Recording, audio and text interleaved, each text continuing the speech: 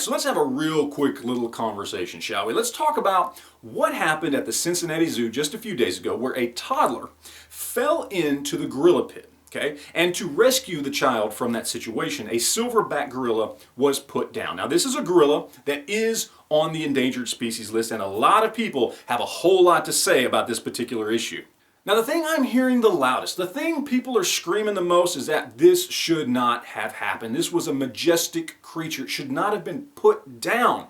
It should have been tranquilized. There should have been some other option. A lot of people are blaming the parents. And as a parent myself, I find it very hard to imagine myself in a situation where I'm at a zoo with dangerous animals and I let my toddler far enough away from me or out of my sight to where something like this could happen. And a lot of people want to blame the zoo.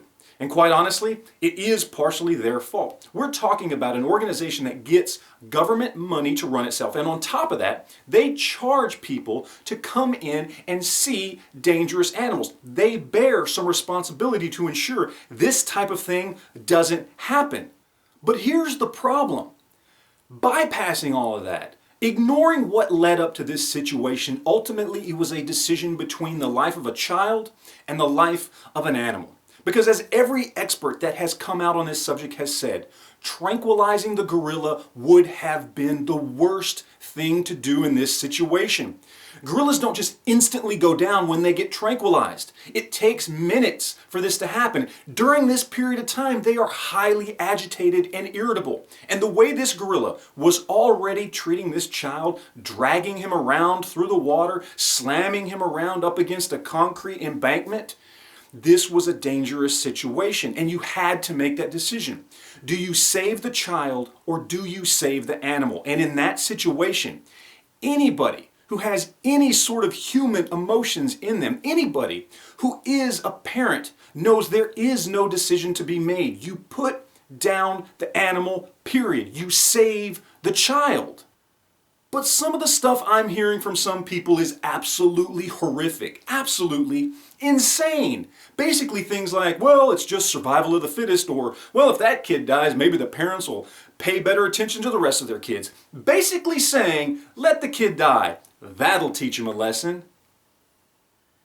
Seriously? Is this where we are as a society now? That we put more stock in an animal than we do human life? Yes, I understand being an animal lover. Yes, I understand that we should be stewards of this planet and try to take care of all species if we can. But god damn!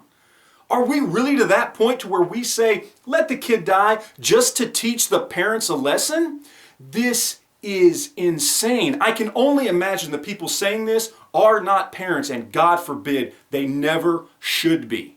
So to sum up, yes, I personally feel the parents have some fault in all this, and so does the zoo. But when it comes down to it, you had to save the life of this child. There was no decision to make. You put down the animal, you save the innocent child, period. Done.